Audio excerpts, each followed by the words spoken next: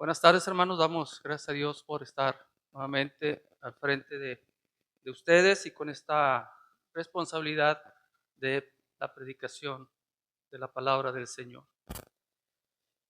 Hemos estado estudiando, hemos estado predicando acerca del Génesis. Ya, gracias a Dios, estamos en este capítulo 9. Y vemos algo aquí, hermanos, que yo creo que a todos nos gusta cuando iniciamos algo nuevo, cuando hay un nuevo comienzo.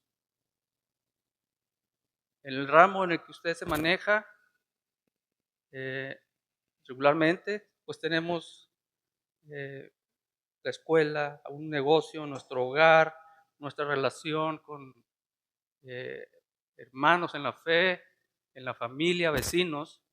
Y siempre, hermanos, siempre podemos identificar algún área de oportunidad. Y pues esas áreas de oportunidad, como le llaman ahora,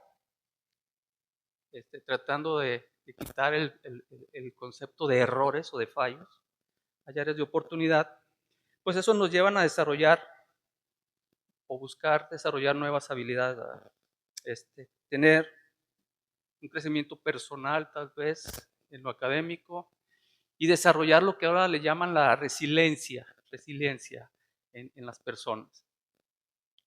Pero en el caso de un cristiano, hermanos, puede suceder lo mismo. En nuestra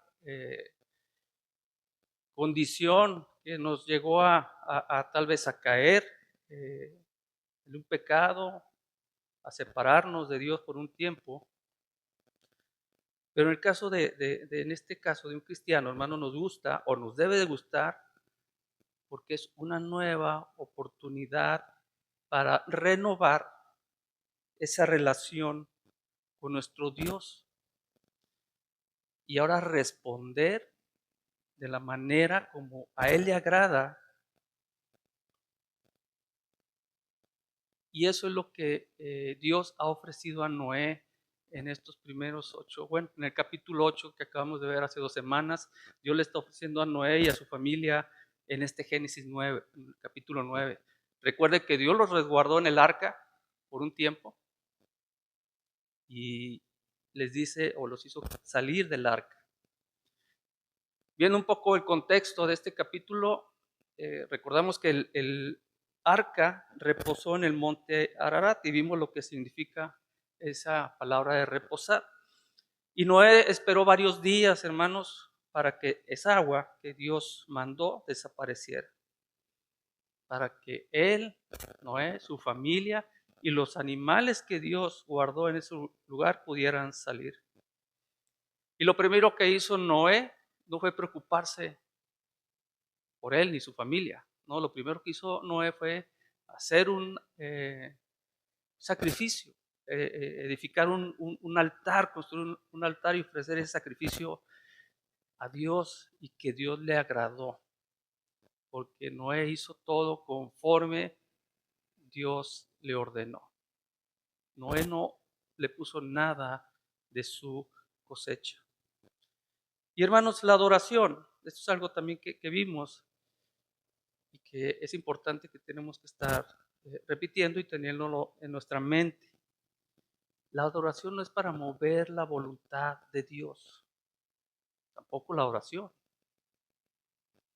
Porque Dios es completo, hermano, Dios es perfecto.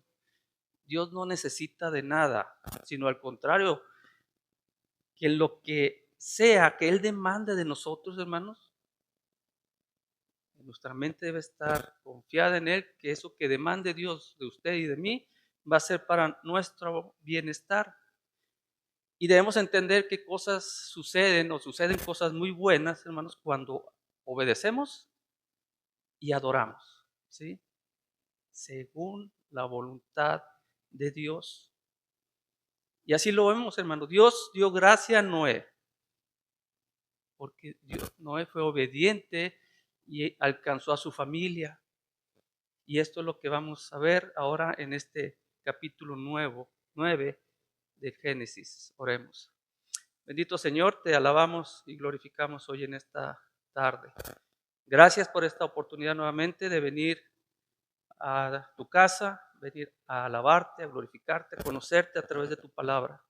Te pedimos, Señor, que actúes en nosotros conforme a la necesidad que hay en cada uno de los presentes. Tú sabes, Señor, tú nos creaste, tú sabes por qué nos has traído aquí y tú sabes cómo venimos aquí, cuál es nuestro pensamiento al estar aquí, cuál es esa intención de venir a tu casa de oración.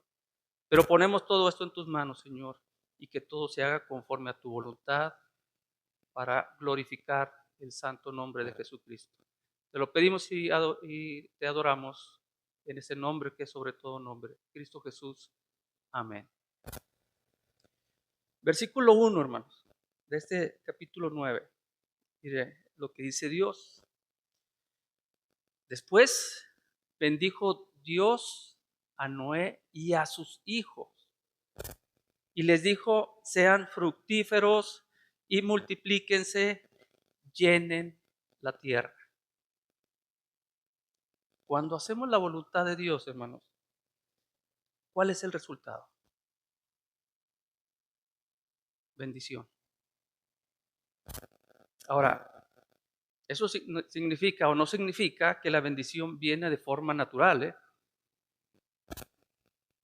No, no es así. O que haya una herramienta especial que nos ayude a ser bendecidos. No, no lo hay. Debemos ser cuidadosos en esto que estamos leyendo, porque no estamos hablando de salvación, en el caso de Noé y su familia, porque Dios ya lo salvó de la ira, Dios ya lo salvó de su juicio, ¿sí? Dios ya terminó lo que Él había decretado que iba a hacer por la maldad de los hombres. Una familia de 8 personas fue salvada de ese juicio de Dios, hermanos. Esas personas entraron por fe al arca y fueron salvos de ese juicio. La ira de Dios terminó, ¿sí? Ahora debemos preguntando, estos 8 personas, ahora que fueron salvados, ¿cómo están viviendo? ¿Cuál es el fundamento de esa vida, de su vida? Por eso es que Noé lo primero que hizo fue adorar. Es la adoración, hermanos. ¿Y qué está relacionado con la adoración? La obediencia. Si usted dice que viene a adorar a Dios y no le obedece, pues tenga cuidado en lo que piensa, ¿sí? Y por esta obediencia Noé ofrece ese sacrificio, una ofrenda. Noé da lo que tiene. Él no meditó y no pensó, dijo, pues Dios me dio, sí, me dejó estos animales, pero ya voy a empezar matando a los primeros para ofrecer un sacrificio. Noé, hermanos, da todo para manifestar nuestro compromiso con Dios, o el compromiso que Noé tiene con Dios. Ahora, cuando usted y yo hacemos eso, hermanos, hay una oportunidad de ser bendecido. ¿Y por qué digo oportunidad? Mire, regresamos Génesis 9:1. Dios bendijo a Noé y a sus hijos con una orden. Hay un mandamiento, ¿sí? Sean fructíferos, multiplíquense y llenen la tierra. ¿Cómo los bendijo Dios, hermanos? Pues Dios puso delante de Noé y su familia mandamiento. Un mandamiento. Hay una relación inherente, hermanos, entre la bendición y los mandamientos de Dios. La mayoría de los mandamientos que vemos en la Biblia se encuentran en el Pentateuco. Algunos le dicen la Torá. Y muchas personas dicen que hay una conexión entre la ley y las bendiciones. Pero lo que debemos entender, hermanos, es que lo que parece correcto ante nuestros ojos no siempre agrada a Dios. ¿Cómo quiero ser bendecido? Pues de acuerdo a cómo yo quiera llevar los mandamientos de Dios. Incluso si tú eres creyente, necesitas alinear tu perspectiva de tus mandamientos con los mandamientos de Dios, con la palabra de Dios. Más adelante, esperemos que podamos ver el Éxodo. Ahí Moisés puso la ley delante de Israel. Moisés le dijo, pongo delante de ti la vida y la muerte. Pongo delante de ti bendición y maldición. ¿Y quién quiere una maldición, hermanos? ¿Quién quiere la muerte? Pero debe haber un equilibrio. Y ese equilibrio viene por la obediencia a estos mandamientos. Ni siquiera usted va a torcer la mano de Dios para que Dios lo bendiga.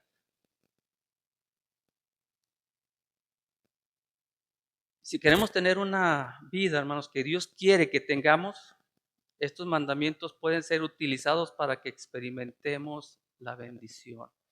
Dios aquí en el versículo 1 le está dando a Noé y su familia la oportunidad de encontrar su bendición. Y no es controversia, es sencillo. Después Dios bendijo a Noé y a sus hijos y les dijo, sean fructíferos, multiplíquense, llenen la tierra. Ahora, hermanos, pongámonos en el lugar de Noé y cuando escucha estas palabras, multiplíquense, llenen la tierra. ¿Cuántas parejas había en ese momento? 4. Noé y su esposa.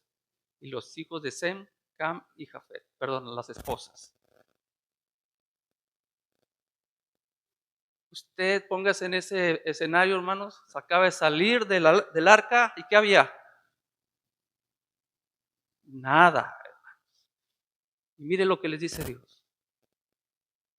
Oh, ¿cómo? No, pues que está loco este Dios. ¿Cómo? Yo creo que muchos pensaríamos en eso. En ese momento la tierra era un mundo grandísimo para llenar, hermanos, una tarea bastante complicada para el hombre, pero Noé obedeció. Y cuando el hombre y la mujer obedecen, hermanos, Dios prospera. Mucha gente dentro de la iglesia, cuando escucha el término de prosperidad, nos emocionamos, ¿verdad? Hasta si estamos ahí con el celular, ahí, prosperidad, y comenzamos a prestar más atención. Y eso está bien. Pero cuando hablamos de prosperidad, no estamos hablando necesariamente en términos económicos, en términos de posesiones, en términos de éxito en tu vida, de tus metas, ¿no, hermano? La prosperidad es poder llevar a cabo las demandas de Dios. Espero explicarme. Ser próspero es llevar a cabo las demandas de Dios y hay una conexión entre prosperidad y abundancia en la gloria de Dios.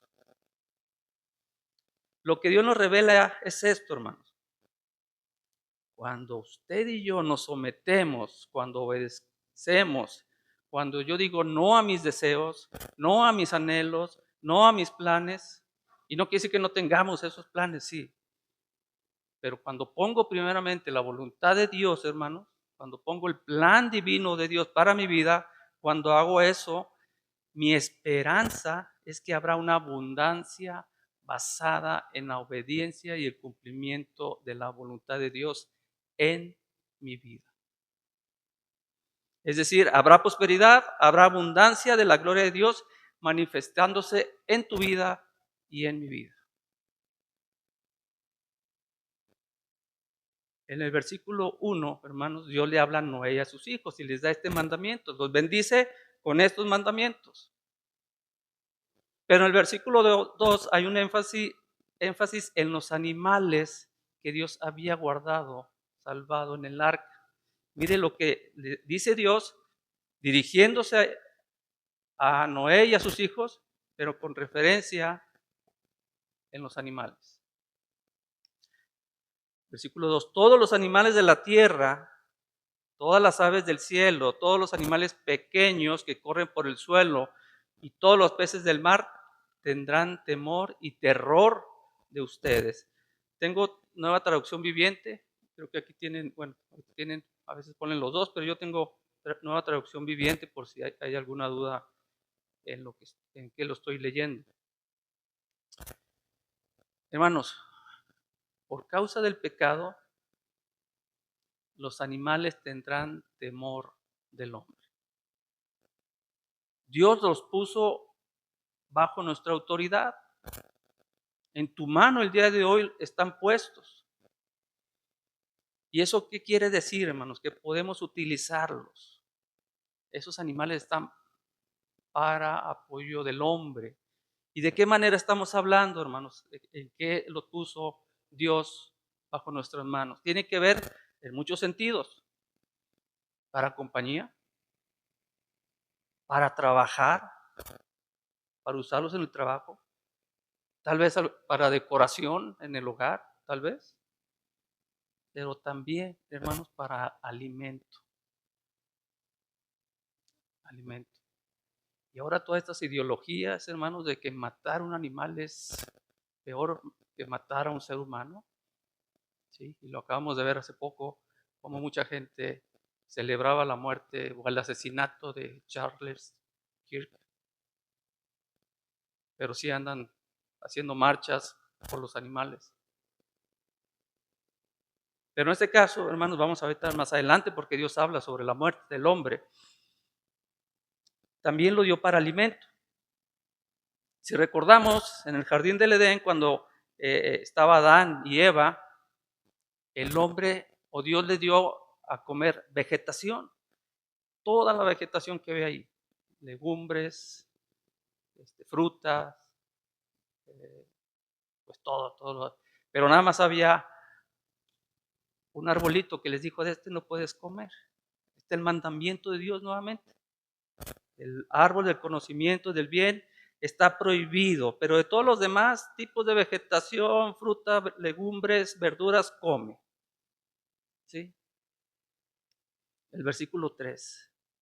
Se los he dado a ustedes como alimento, como les he dado también los granos y las verduras.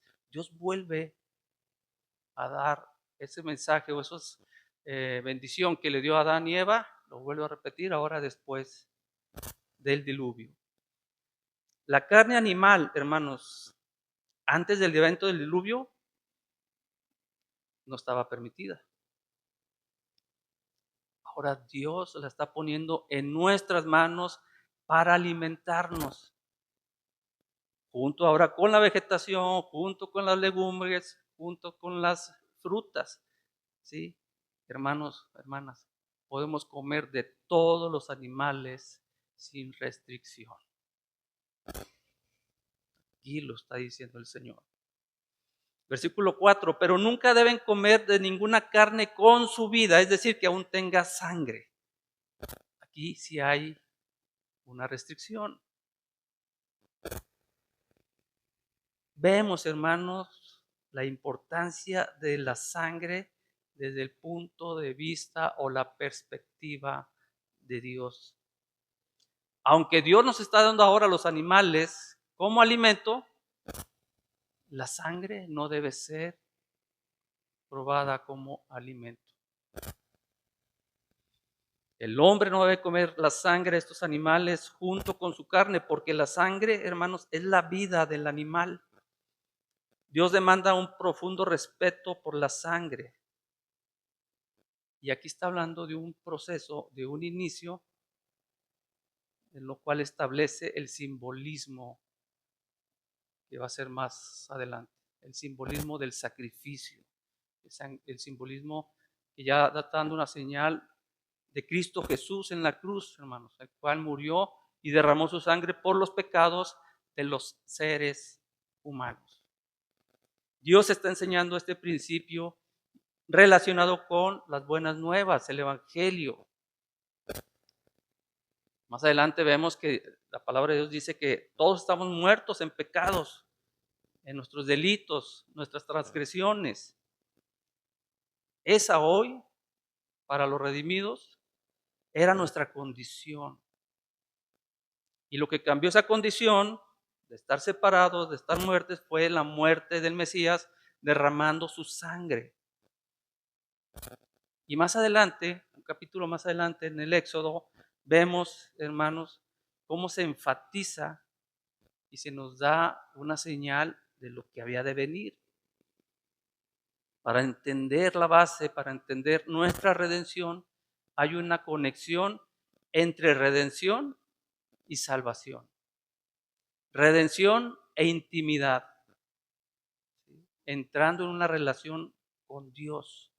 Hermanos, no hay intimidad con Dios si tú no has sido redimido. Si tú no tienes y no conoces a Dios, no tienes esa intimidad con Dios, no has sido redimido. En el relato del Éxodo, vimos ahí una de las plagas que tuvo que ver con la sangre. Y no es que el agua se haya convertido en sangre, también es una señal. Pero ¿sabe cuál fue esa? La muerte de los primogénitos. Dios da una orden y les dice, pinten sus puertas, pinten sus marcos, sus dinteles con sangre. Hagan un sacrificio. Y yo voy a pasar y voy a ver la sangre que pusiste sobre esos postes. Y si la veo, voy a pasar por alto, que es lo que significa Pascua, pasar por alto. Y si no está la sangre en esos dinteles, si no está la sangre de Cristo en nuestra vida, hermanos, Dios no va a pasar por alto. Así como fue la ira de Dios de estos hombres que fueron muertos en el diluvio, así también va a ser nuestra condición en ese día. Dios vio la sangre es muy significativa en redención y la salvación de su pueblo. Como contexto a este versículo 4, hermanos, en cuanto a por qué Dios demanda que no tomemos la sangre de los animales. Dice el versículo 5, yo exigiré la sangre de cualquiera que le quite la vida a otra persona. Si un animal salvaje mata a una persona, ese animal debe morir, y cualquiera que asesine a otro ser humano debe morir. Si nos regresamos al versículo 1, hermanos, Dios inicia con bendiciones, ¿verdad? ¿Cómo nos gusta escuchar bendiciones? Todo queremos bendiciones. Bendíceme en mi familia, bendíceme en mi trabajo, dame mucho trabajo, dame esto, dame. Y les da un mandato. Llena la tierra. En el versículo 4, Dios ordena no comer sangre de animales y llama a la sangre la vida. ¿Sí? Y esto es uno de los principales o primeros versículos que Dios liga la sangre con la vida. Y vimos lo que la sangre representa en la primera Pascua. Pero también, hermanos, en el Levítico, la sangre, hermanos, Dios demanda sacrificios de animales o demanda derramamiento de sangre para consagrar a los sacerdotes. Esta reverencia por la sangre va aumentando. El significado definitivo de este símbolo, hermanos, lo que quiere Dios, pues está hablando ya desde inicios después del diluvio, es una señal de que se cumplirá con el sacrificio de Cristo en la cruz. Juan, Juan el Bautista, hermano, en Juan capítulo 1, 29, no sé si recuerdan cuando Juan el Bautista vio a Jesús, ¿qué fue lo que dijo? Miren, Juan 1:29, el Cordero de Dios que quita el pecado del mundo. Y normalmente, ¿qué demandaba Dios en sacrificio? Un cordero. Aquí ya Juan el Bautista está señalando a Cristo como ese ser que va a ser sacrificado y va a derramar su sangre. Y el apóstol Pablo, hermanos, en 1 Corintios 5, versículo 7, ya después de que el Señor fue crucificado, dice, Cristo, nuestro Cordero Pascual, ha sido sacrificado por nosotros. Este versículo 5, hermanos, trata del tema del derramamiento de sangre humana. Nuevamente, una nueva ordenanza sobre la forma en que los hombres debemos comportarnos. Es una demanda de parte de Dios a la humanidad por los hechos que fueron antes del diluvio. Hubo asesinatos antes del diluvio. Pero a partir de este momento, hermanos, Dios demanda un pago por quitarle la vida a otro ser humano, ya sea que fuera un hombre o un animal. Deben morir. ¿Se acuerda cuál fue el primer asesinato registrado en la Biblia? El de Caín sobre su hermano Abel. Y Dios no pagó con esto. Dios no le pagó a Caín con su vida. Bueno, al revés. De Caín no pagó con su vida a Dios, ¿verdad? Dios permitió que Caín viviera, hermano. Le puso una señal para que no fuese asesinado, pero fue prosperado también Caín. Caín tuvo una esposa. Caín tuvo familia. Dios, aún en eso, Dios tuvo misericordia de Caín. Sin embargo, hermanos, con este nuevo comienzo, después del diluvio, Dios demanda muerte por asesinato intencional e injustificado de otro ser humano. Simplemente Dios diciéndonos lo importante que es para Él la vida, hermanos. Para Dios es muy importante la vida de un ser humano y lo deja muy claro. Versículo 6. Si alguien quita una vida humana, la vida de esa persona también será quitada por manos humanos. El que derrame sangre de un hombre, su sangre será derramada por otro hombre. Dios castiga la maldad, hermano. Dios acababa de castigar la maldad, destruyendo a todo ser humano. Y Dios ahora ya está poniendo nuevamente leyes que castiguen la maldad del hombre porque Dios conoce el corazón tuyo y el corazón mío. Y pone estos mandamientos. Dios dio salvación a 8 personas. Los demás fueron destruidos. Este Dios santo, hermano, dando su ley, sus reglas como lo hizo en el Edén, y al igual que el animal que le quita la vida a un hombre, el hombre que mate a otro ser humano, sea condenado a muerte. ¿Por qué Dios demanda eso, hermano? Mire el final del versículo 6. Nuevamente lo que dijo e hizo al inicio de la creación, lo vuelve a comunicar a Noé y a su familia. Pues Dios hizo a los seres humanos a su propia imagen. Dios emite esta condena porque en el hombre está la imagen de Dios. ¿Cuál es esa imagen de Dios en ti y en mí ahora? Con 3: conocimiento, justicia y santidad. No que Dios sea igual que nosotros, que sea así moreno como yo. No, Dios es espíritu. Pero Dios transmitió esa imagen de sus atributos, gracias, a usted y a mí. Que después fueron distorsionados por el pecado. Pero ahora, en la redención en Cristo, han sido vueltos a su estado original.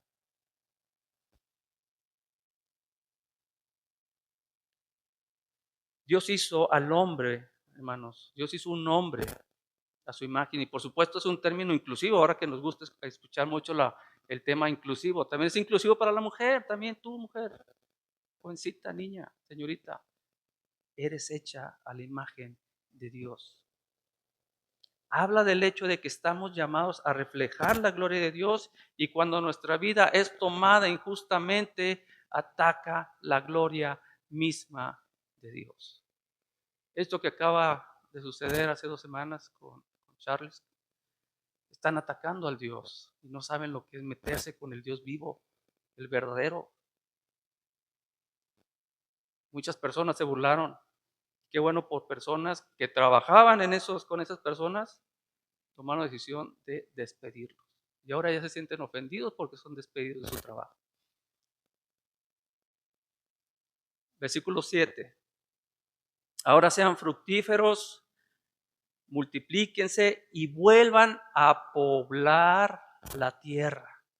Dios reitera lo que dijo al inicio del capítulo: fructificad y multiplicados, pero ahora hay un cambio, hermanos. En lugar de la palabra llenar la tierra, ahora dice a poblar. Y esto significa abundancia. Es simplemente una palabra que nos da una comprensión adecuada de que cuando Dios dice llenar la tierra, significa llenarla de manera abundante, hermano.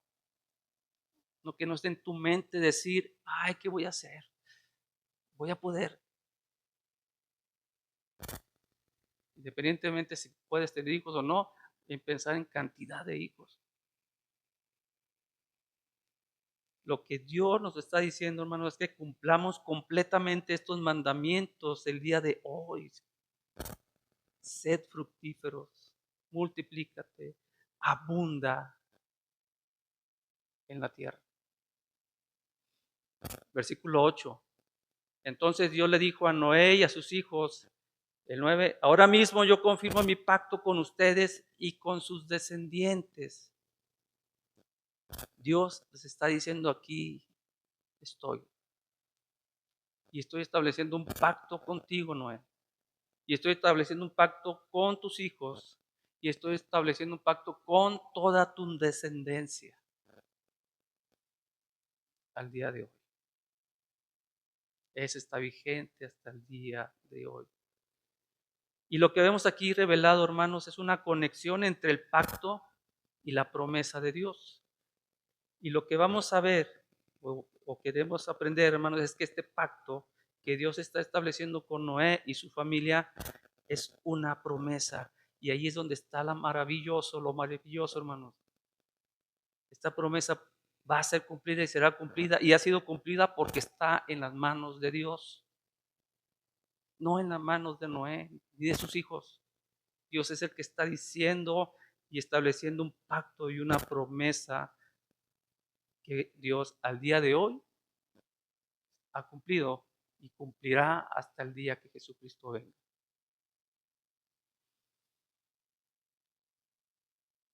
Y algo más importante todavía, no solo el pacto con Noé y su familia inmediata, sino que está haciendo hasta hoy, y tus hijos, si tienes hijos, los hijos de tus hijos o los que van a nacer de tus hijos, van a gozar de esta bendición de Dios. Dios la extenderá a toda la humanidad y todavía promete algo más. Versículo 9, perdón. Ahora mismo yo confirmo mi pacto con ustedes y con sus descendientes. Y el 10, con todos los animales que estuvieron en el barco con ustedes, las aves, los animales domésticos y todos los animales salvajes, con toda criatura viviente sobre la tierra. Dios confirma el pacto con Noé y con toda su descendencia, y lo hace hoy con toda nuestra descendencia hasta que Cristo venga, hermano. Pero también con todo ser viviente que no sea hombre, que sea humano. Con todo ser que vive, aves, todo tipo de animales de tierra, marinos, con todos, hermanos. Dios también da este pacto porque estos animales también fueron afectados por el hombre. Si los animales tuvieron que ser sacrificados y muertos en el diluvio, fue por el pecado del hombre que Dios puso en su autoridad para que los administrara. Dios llevó a los animales al arca, no fue Noé, con el propósito de preservarlos. Ahora Dios no solo quería preservarlos, hermanos, porque Él podría haber creado a los animales nuevamente. Usted y yo conocemos a un Dios poderoso y pudo haber matado a todos los animales. Y después del diluvio, crearlos nuevamente con el simple hecho como lo hizo con su voz. Y no solamente la cantidad que metió en el arca, sino pudo haber poblado la tierra en ese momento. Llenar la tierra en ese momento. Pero Dios no lo hizo así, hermano. Lo pudo haber hecho en un segundo. porque quiere mostrarnos algo aquí el Señor. Que Dios también tiene compasión y misericordia por su creación, por esos animales. Y eso, hermanos, debe hacernos tener ese pensamiento el día de hoy. Dios los ha puesto en nuestras manos, esos animales, aunque hayan sido para alimento. Porque ahora escuchábamos de que, ay, me da pena matar un animal, siento dolor. Pero hermanos, eso Dios así no lo hizo. De hecho, honramos y glorificamos a Dios usando el animal para lo que Él nos lo dio.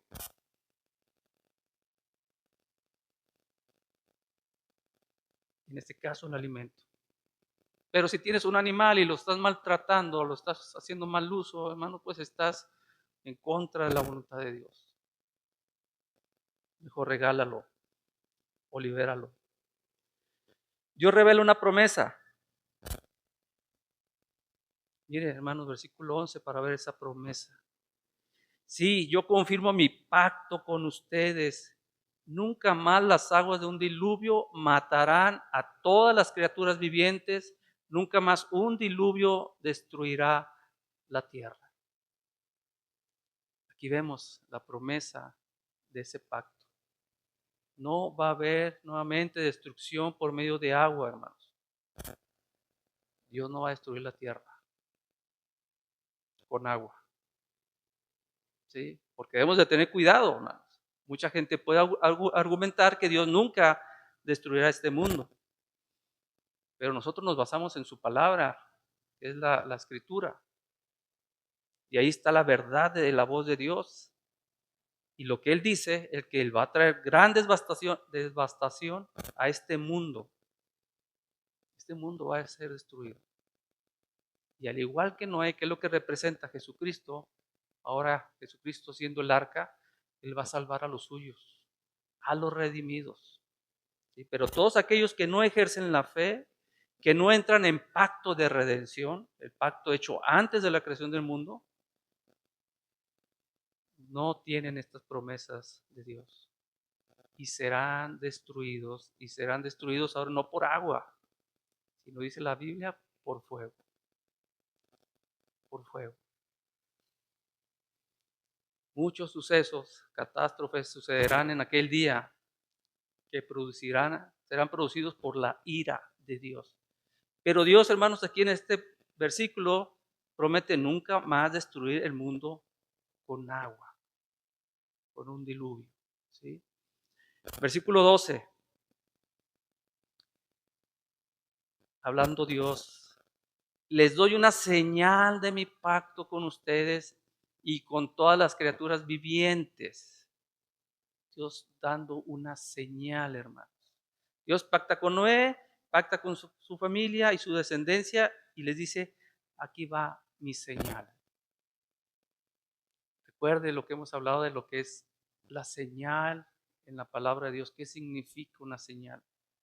Hemos hablado de esa palabrita, hermano, en las Escrituras y tiene que ver con milagros que solo Dios puede hacer y que apuntan al Mesías, apuntan a la redención en Cristo Jesús y que no deja nada a la imaginación suya ni mía.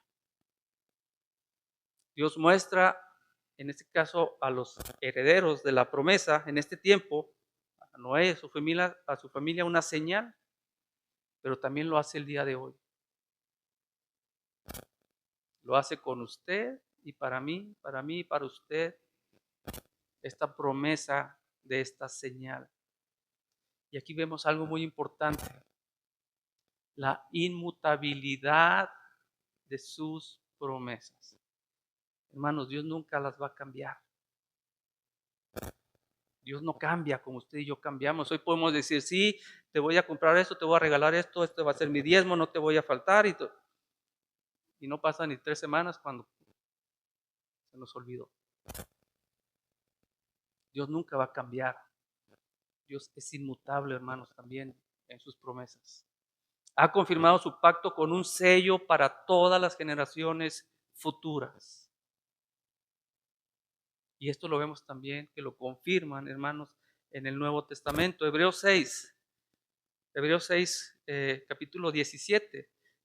En este contexto de este versículo, Dios le está bendiciendo a Abraham y le dice Dios, multiplicaré tu descendencia hasta que sea incontable, no las vas a poder contar, dice. Pero mire lo que dice el versículo 17.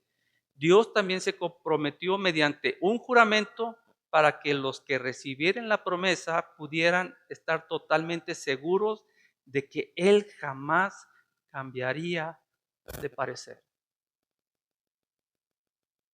Aunque les digo, está hablando aquí de la descendencia de Abraham, en todos los pactos de Dios, en todas las bendiciones de Dios, Dios no va a cambiar. Pero ¿saben qué también no va a cambiar? En las maldiciones que Él también ha puesto. No piense que nada más todo va a ser bendición, hermano.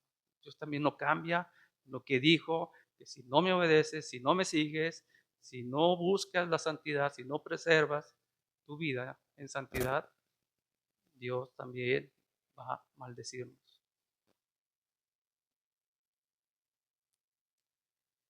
Versículo 13. Mi arco he puesto en las nubes, el cual será por señal del pacto entre mí y la tierra. ¿Cuál es ese pacto el día de hoy, hermanos? ¿Cuál es ese sello? El arco iris. Que las ideologías nos digan que otra cosa, hermano, usted no pelee. Usted tiene que decirle nada más qué significado tiene para Dios y para nosotros ese arco iris. Que quieran hacerlo caer, que quieran, no sé cómo decirlo las palabras, hacer que Dios no desvirtuar. Gracias, hermano. La palabra de Dios es otra cosa.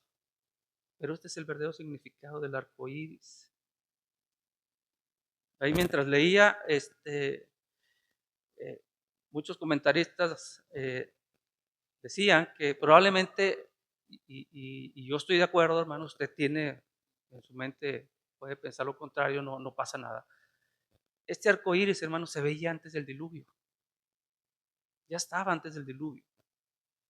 Porque es un fenómeno óptico que requiere que haya presencia de gotas de agua y la luz solar. Y desde eso estaba antes del diluvio. ¿Sí? Antes del diluvio no llovía de arriba para abajo. Había vapor, ¿sí? ¿Se acuerda? Agua, pero había agua. Entonces, es casi seguro que existía ese arco iris. La luz refractaba entre el agua, el arco iris y los colores. Pero la diferencia es que no había sido el sello del pacto hasta este momento que fue designado por Dios. Pero si había o no había, eso es irrelevante, hermano. Y si Dios lo creó en ese momento, pues Dios sigue siendo poderoso para verlo, para hacerlo, ¿sí? Pero lo que queremos ver aquí es que arco fue designado por Dios ahora como sello de ese pacto, hermano. Se coloca como garantía de la verdad de la promesa de Dios. Dios pone el arco en la nube para que el ojo, vamos a hablar el día de hoy, nuestra era, para cuando usted y yo lo veamos, afecte tu corazón. Nos traiga a la mente la veracidad de nuestro Dios, hermanos, y espero que no pienses, cuando ves el arco iris, pienses en el colectivo LGTB, en las ideologías, porque eso es lo que nos están tratando de meter. Y si eso piensas, pídele perdón a Dios. El verdadero significado es este, hermano. Dios ha puesto en las nubes esta señal de pacto en la tierra, donde está haciendo la promesa de que nunca más volverá a destruir la tierra con agua. Ese es el verdadero significado. No te dejes envolver por las ideologías. Deja tanta red social, hermano. Dios pone el arco en la nube para que usted y yo lo veamos, hermanos, y nos traiga a la mente la veracidad de nuestro Dios. Confirme tu fe. y confirme ese símbolo de pacto que hizo con Noé y está vigente el día de hoy. Versículo 14. Cuando envíe nubes sobre la tierra, el arco iris aparecerá en las nubes. Versículo 15. Y yo me acordaré de mi pacto con ustedes y con todas las criaturas vivientes. Nunca más las aguas de un diluvio volverán a destruir a todos los seres vivos. Dios nos anuncia dónde vamos a ver el arco, hermanos, en las nubes. Y dice aquí una palabra: recordará su pacto. No porque la mente eterna de Dios necesite un recordatorio, hermano. No, no es así. No es así. Mire el versículo 16. Cuando yo vea el arco iris en las nubes, me acordaré del pacto eterno entre Dios y todas las criaturas vivientes sobre la tierra. Es decir, miraré hacia Él para que recuerde ese pacto eterno, para que tengamos una consolación segura y fuerte de que este evento del diluvio no volverá a suceder jamás. Hermanos, Dios nos está anticipando a ti y a mí nuestros temores, que nuestros temores se van a o se deben de quitar al ver ese símbolo, ese arco, con estímulos adecuados y oportunos. Porque dice, cuanto más oscura está la nube, no sé si usted la ha visto, cuando acaba de llover y está más oscura la nube, hermanos, más brillante es el arco iris en el cielo. ¿Se ha dado cuenta? Cuando lo ve, todavía se ve que va a llover, pero ya vemos el arco iris y muchas veces decimos, no, ya no va a llover, ya salió el arco iris. Eso es lo que Dios está diciendo aquí, hermanos. No porque Él se le olvide. A Dios nunca se le olvida nada, tiene una mente eterna. Hermanos, así como abundan las aflicciones y amenazas a los hijos de Dios, mucho más abundan las consolaciones en Dios. Hoy, por lo que vemos, cree mucha gente que van a hacer que el cristianismo mengue, hermanos. Al contrario, se están levantando muchas personas, muchos jóvenes. Y ese, no sé si lo dijo Leonardo Hidalgo, se llama, un argentino, ¿sí? Pelo chinito. Dijo, creyeron que iban a apagar una voz, pero levantaron miles. La muerte de Charles Kirk. Van a abundar las aflicciones, hermanos, y las amenazas a los hijos de Dios, pero van a abundar mucho más las consolaciones, la fortaleza y el aliento de nuestro Dios.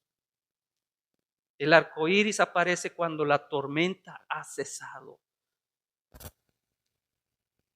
lo que muestra, hermanos, que la misericordia se recuerda en medio de la ira. Lo que la misericordia, cuando el arco iris aparece, es cuando la tormenta ha cesado. Entonces vemos que la misericordia la vemos cuando estamos en medio de la ira. El arco iris es el reflejo de los rayos del sol. Y la Biblia, ¿qué nos dice acerca de los rayos del sol, hermanos? Habla de gloria, indica gloria, hermano. Y el significado de los sellos del pacto provienen de Cristo. Mire, Apocalipsis 14, Apocalipsis 4:3, perdón, porque Cristo es el sol de justicia, que se describe como un arco iris alrededor de su trono. Mire, Apocalipsis 4:3, y el aspecto del que estaba sentado era semejante a piedra de jaspe y de cornalina, y había alrededor del trono un arco iris semejante en aspecto a la esmeralda. ¿Sí? Había un arco iris alrededor del trono de Dios, porque proviene de los reflejos, de los rayos, que es el sol de justicia, el cual se describe a Cristo también. Apocalipsis 10:1 también habla aquí, hermano, y dice, un arco iris sobre su cabeza. Esto es lo que significa el arco iris para el cristiano. No te dejes engañar, no dejes que entre suciedad a tu mente, hermanos. indica la majestuosidad, hermanos, pero también la mediación de Cristo. Este arco del pacto está destinado a consolar, no a atemorizar. Así como Dios mira el arco iris para recordar el pacto, así debemos hacerlo nosotros para que también podamos recordar y confiar en ese pacto, incrementando nuestra fe y humillarnos y agradecerle a Dios que Él es fiel hasta el día de Jesucristo. Hermanos, ¿qué merece hoy el mundo de parte de Dios? Somos honestos, diríamos, pues merece juicio de Dios. Y merecemos otro diluvio. Debería comenzar a llover a cántaros en este momento. Merecemos ser borrados del planeta. ¿Y qué es lo que hace que Dios no lo haga? Pues este pacto. Porque hay poder en ese pacto. Y cada vez que veamos el arco iris, debemos recordar que no vamos a experimentar la ira de Dios, hermanos. Les digo, no porque no la merezcamos, porque realmente merecemos la ira de Dios, sino porque Dios lo ha prometido. Pero también nos recuerda que el arco iris, que Dios envió destrucción con agua sobre esta tierra, nunca más volverá a suceder con agua. El arco iris, hermanos, sigue siendo pacto de Dios con Noé. Es una señal, es un precursor de la salvación ofrecida ahora a través de Cristo. Cristo, hermanos, su presencia en las visiones celestiales, que como acabamos de leer en Apocalipsis, lo unen más a la gloria de Dios y a la figura de Cristo, convirtiéndolo en un recordatorio de la promesa eterna de Dios y su compromiso con toda la humanidad. Aparte de que Cristo, Dios prometió no destruir el mundo con agua, Dios está ofreciendo una salvación y que podamos ver esa salvación ahora en Cristo por medio de ese arco iris. El pacto mesiánico, hermanos, hecho en el Edén. ¿Se acuerda? Cuando Adán y Eva pecaron, Dios hizo pacto. Y dijo que va a enviar a un ser que aplastará la cabeza de la serpiente. Y será a través de la sangre del Hijo de Dios. Este pacto ya ha sido cumplido. Su Hijo recibió la ira de Dios para pagar la deuda que tú y yo merecíamos. Y no por quienes somos, hermanos, no por que sientas que tienes,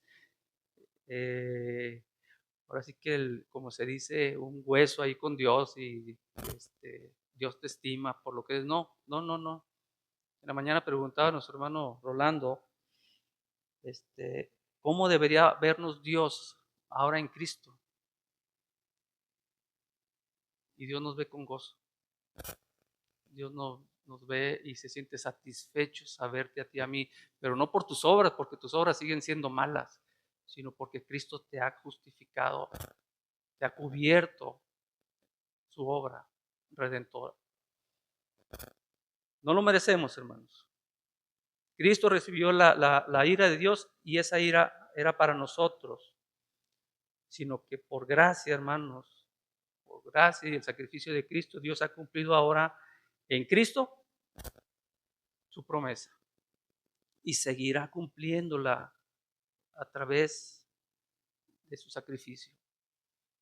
Y digo, seguirá cumpliéndola porque hay gente que es evidente que aún no ha nacido de nuevo.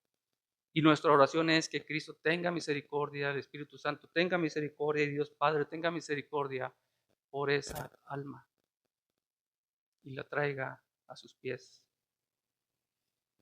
Jesucristo, hermanos, por siempre y para siempre. ¿Por qué? Porque es un pacto eterno de redención para todo aquel que reconoce su necesidad de Dios. Tú no sientes que has pecado, si tú sientes que eres bueno, si tú sientes que Dios merece salvarte, hermano, debes